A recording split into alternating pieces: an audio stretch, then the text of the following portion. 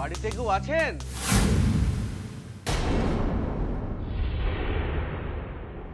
ছোট, দাদার গলা মনে হচ্ছে। মনে মনে এই ভয়টি করতেছিলাম দিদি, কখন তারা আসেন। ঠিক তাই হইল। বলি বাড়ি শুদ্ধ লোক কি দিনের বেলা নাকে সর্ষের তেল দিয়ে ঘুমোচ্ছে নাকি? কারো কোনো কথাই কানে যাচ্ছে না। থামবে। ছোট শোন, তুই কিন্তু আজ কোনো কথা বলবি না। আমার দাদা বলে আজ কিন্তু আমি চুপ করে থাকবো না। মোট কথা, ওরা যদি ময়নাকে আমাদের বাড়িতে ফিরিয়ে দিতে আসে, তাহলে আমরা তাকে কিছুতেই ঘরে তুলব না। তারা তারা কি তা মানবো? মানবে বই কি, মানতে বাধ্য হবে। কিন্তু দিদি, সোনাও তো ঘরে আছে। তাতে কি? যদি রাগের মাথায় কিছু কইয়া ফেলায়? বললে বলবে, বলাই তো উচিত। চল।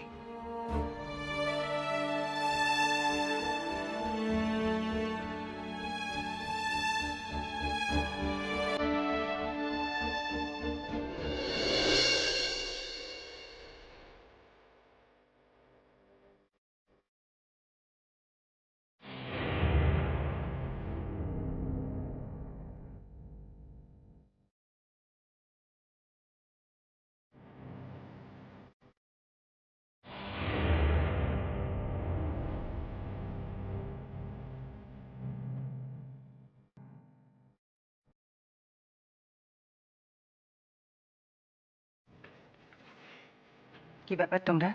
বাধ্য হয়ে আসতে হলো জয়া। বলি তুমি কিরকম মেয়ে মানুষ গো? আমার মেয়েটাকে একেবারে আধমরা করে আমার কাছে পাঠিয়েছো যে। সেটা করতে পারলে হয়তো তোমাদের মেয়ের একটু উপকার হতো, কিন্তু তোমাদের মেয়ের জীবনী শক্তি আবার একটু বেশি তো, তাই অত সহজে আত্মরা হয় না। যাকে বল, দাদা এই অসময়ে কি বলতে এসেছো? ওই যে বললুম, বাধ্য হয়ে আসতে হয়েছে।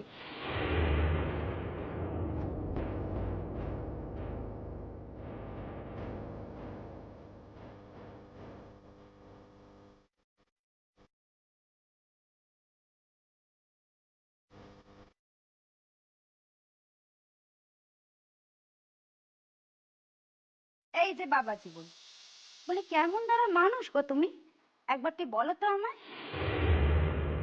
দাঁড়াও বৌদি, এখানে সোনা একা নেই, সোনার গার্জেনরা রয়েছে। আর আমি আশ্চর্য হয়ে যাচ্ছি যে এতটুকু সহবত কি তুমি জানো না, যে মেয়ে শ্বশুর বাড়িতে এসে তার গুরুজনেরা থাকলে সরাসরি তার স্বামীর সাথে কথা বলার শোভা পায় না। আচ্ছা, এবার তুমি আমাকে একটা কথার উত্তর দাও তো জয়া। তুমি আমার ওই বিয়েওয়ালা মেয়েটার ওপর কোন অধিকারে হাত তুলেছ? বারে,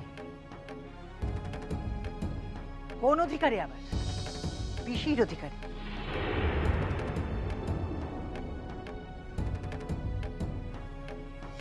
দেখো দাদা, আমি দেখলাম যে তোমরা তোমাদের মেয়েটাকে এতটুকু মানুষ করতে পারোনি।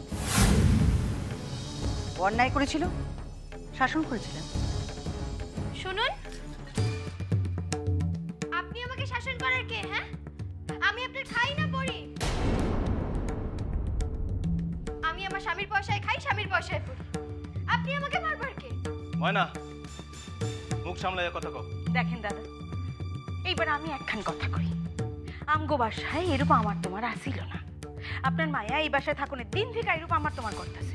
বেশ করেছে, 1000 বার করবে। আমি আমার মেয়ের বিয়ে দিয়েছিলাম জামাইকে দেখে, এক গোষ্ঠীর লোককে দেখে তো আর নয় গো। শোনেন, আইজ হঠাৎ দেখতেছি আপনার মায়ের লিগা আপনার দরদ একেবারে উতলাইয়া উঠতেছে, অথচ এই আপনিই একদিন আপনার মায়ের বাসা থেকে তাড়ানোর লিগা একেবারে খেপা উঠছিলেন। শোনো সৌর্য,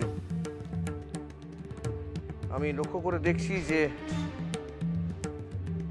আমার এই মেয়েকে নিয়ে তোমাদের পরিবারে যথেষ্ট অশান্তি হচ্ছে। এটা তো ঠিক নয় বাবা। দেখো, তোমাদের অনেক দিন হলো বিয়ে হয়ে গেছে, তাই বলছিলাম কি, এখন থেকে তোমার এই অভিভাবকদের মুখাপেক্ষী না থেকে স্বাধীনভাবে থাকার কথা ভাবা উচিত। আপনার কথার মানে ঠিক বুঝলাম না। কেন না বোঝার মতো? আমি তো একটা কথা বলিনি বাবা, যেটা বলেছি সেটা খুবই সহজ এবং সরল কথা। আমি বলতে চেয়েছি তোমরা তোমরা নিজেদের কথা ভাবো, মানে আলাদা করে সংসার করার কথা ভাবো। কি কইতেছেন কি আপনি? এত বড় একখান কথা আপনি আপনি আমারে কইলেন কি কইরা? যাই হোক, যা কইছেন কইছেন। জীবনে আর দ্বিতীয়বার আমারে জানি আপনার মুখ থেকে এইরূপ কথা শুনতে না হয়। ওই দেখো, দেখেছো? বলেছিলাম না, এই সব হচ্ছে ওই মেয়েটার খেলা। হ্যাঁ, এই কারণে দাদা, ঠিক এই কারণেই তোমাদের মেয়েকে আমরা আর ঘরে তুলব না।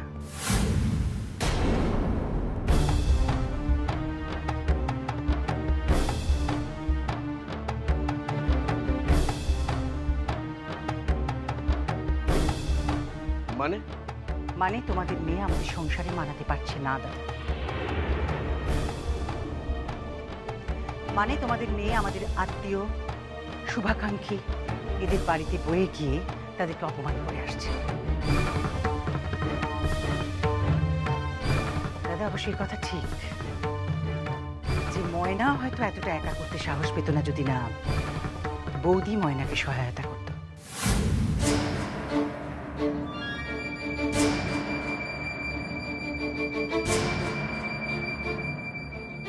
ঠাকুরজি, তুমি যতই তোমার মারের ডাকটা এসব কথা বলে ডাকতে চাও, আমরা কিন্তু কিছুতেই থেমে থাকবো না, এই বলে রাখলো।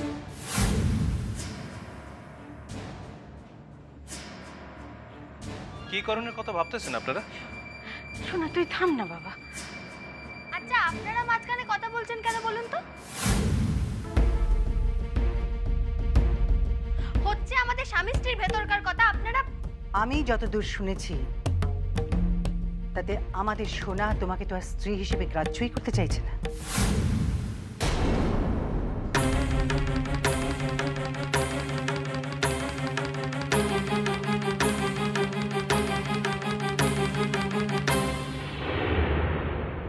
কি? শুনতে পাওনি বৌদি? জয়া, জয়া, আমি কিন্তু একটা মিটমাট করতে চাইছি। সত্যই এই কথাগুলি বোধহয় স্বামী স্ত্রীর ভিতরই হওয়া উচিত। আর তাই আমি কইতেছি, ময়না যদি নিজের সংশোধন না করে তাইলে স্ত্রী হিসেবে আমি তারে কিছুতেই মাইনা নিব না। আর শুধুই তাই না, এই বাসাতেও তার জায়গা হইব না। বুঝেছো মা, বুঝেছো? এসব না আসলে এই নষ্ট চরিত্রের মেয়েটা শিক্ষা।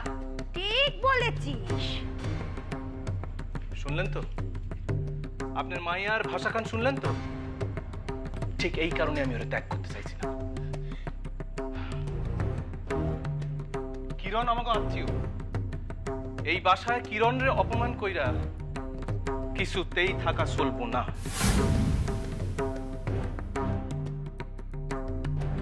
সূর্য, তুমি যে কথাগুলো বলছো তার পরিণাম জানো? দাদা, তুমি কি আমাদের ভয় দেখাচ্ছ? দাদা, দাদা, আপনার এই মাইয়া আমগরে একদিনের লিগাও শান্তি দেয় নাই। আমগরে তো একখান বলায়। ছোট, এত কথা বলতে যাচ্ছিস কেন তুই? আমাদের ব্যাখ্যা করার কোনো প্রয়োজন নেই। কারণ আপনি পরিণামের কথা কইতেছিলেন না? কি হইব? বড় জোর হাজত মাস, আমার তাতে কোনো অসুবিধা নেই, আমি তার লিগা প্রস্তুত। তো একখান কথা, আপনার মায়ের সম্মুখে এখন শুধু একখান পথ খোলা আছে। যদি তার এই বাসায় থাকতে হয় তাইলে আমার একখান শর্ত মাইনে চলতে হইব তারে। আর সে শর্ত হইল, সে কিছুতেই কোনো প্রকারে আমার বাসার মানুষ এবং কিরণরে অপমান কইরা চলতে পারবো না। ইয়া যদি সে মানে ভালা, সে থাকতে পারবো এই বাসায়। আর তা নাইলে সূর্য মা আমার দেরি হয়ে যাইতেছে, আমি যাইতেছি।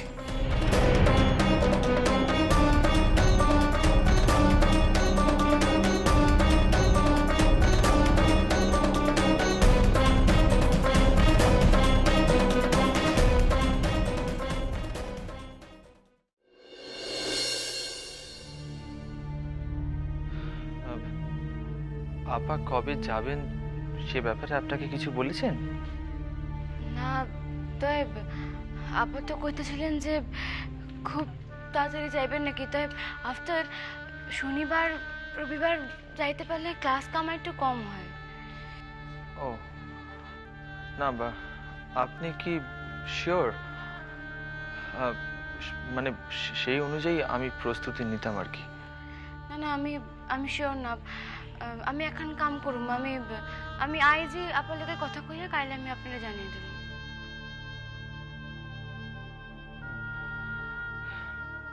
বলছিলাম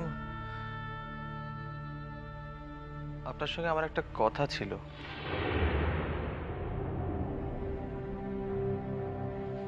কথাই তো কইতেছি, কর না। কথাটা একটু ব্যক্তিগত। আফটার আপনি তো আমারে খুবই অল্প দিন জানেন, এর ভিতরে আপনি আমারে কি ব্যক্তিগত কথা কইবেন আমি সে জানি না। দেখুন কিরণমালা, আমার কাছ থেকে আপনার আশঙ্কার কিন্তু কিছুই নেই। হ্যাঁ, আমি আপার কাছ থেকে সবটা জানার পরও অনেক ভেবেছি জানেন। আফটার কইতেছি কি ব্যক্তিগত কথা থাক। দেখুন কিরণমালা, আমি তো আপনাকে আগেই বললাম যে আমার কাছ থেকে আপনার আশঙ্কার কিছুই নেই। শুধু আপনাকে একটা কথাই আমি জানিয়ে রাখতে চাই যে আপনার সব রকম সুখে দুঃখে আপনি আমাকে আপনার পাশে পাবেন। আপনার যে কোনো রকম সমস্যায় আমি আপনার পাশে থাকব বন্ধু হিসেবে। বন্ধু যে চিরকাল বন্ধুর পাশে থাকবো, একই কর্ণের কথা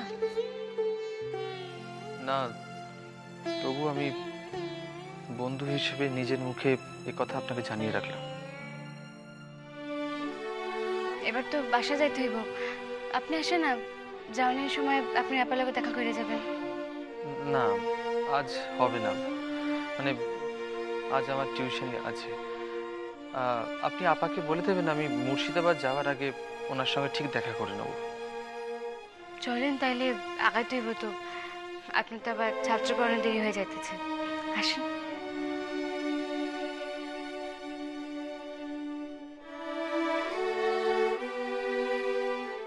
চলে যেতেই তো চাইছি কিরণমালা, কিন্তু যেতে আর পারছি কই।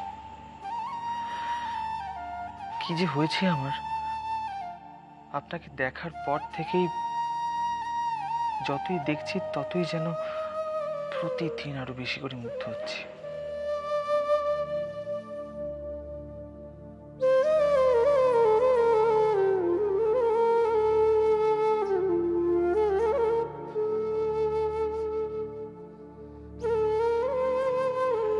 আফটার ইউনিভার্সিটি তো ভাগ হয়ে যাচ্ছে, এইখানে এইভাবে খাড়া থাকা ঠিক হইব না। হ্যাঁ হ্যাঁ, তা ঠিক, মানে আসলে আপনার সাথে কিছুক্ষণ কথা বলতে ইচ্ছে হচ্ছিল, তাই। তা চলেন না, হাঁটতে হাঁটতে কথা কওয়া যাইব। হ্যাঁ, শোনো বাবু,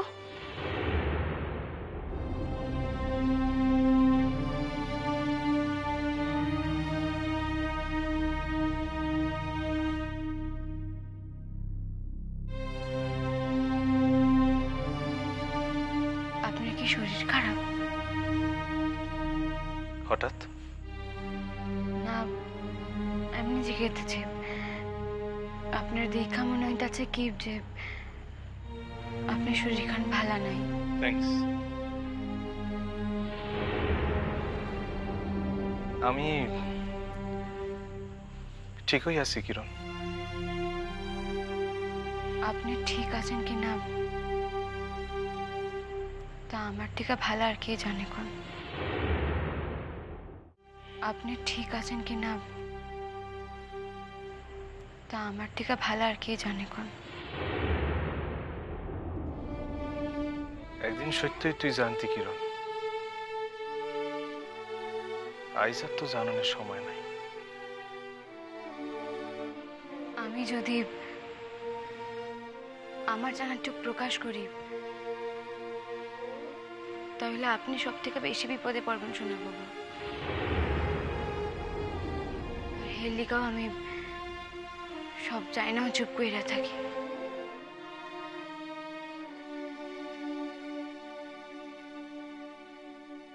তাইলে এখনো তাই থাকতে পারতি।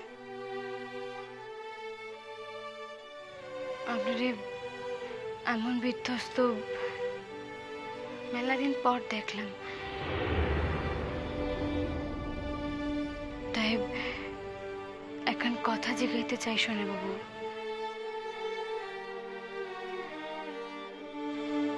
কি?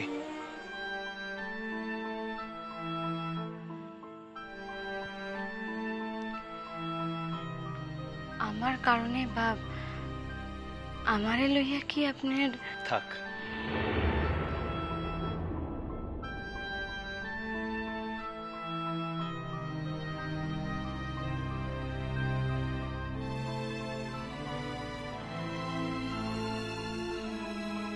তাইলে সোনা বাবুরে অসুস্থ লাগতেছে ইয়া বড় কথা না, তোর কারণে কিছু হয়েছে কিনা সেটাই বড় কথা।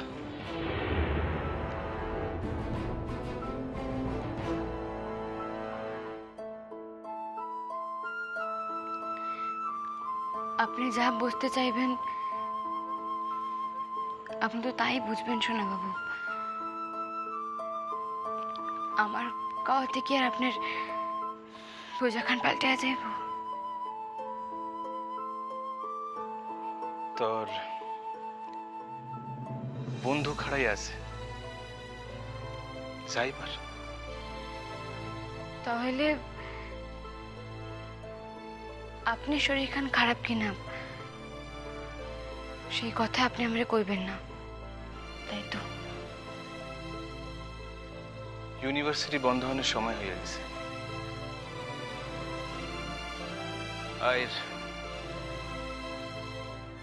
আইজ তগো ক্লাসও অনেক তাড়াতাড়ি শেষ হয়ে গেছে।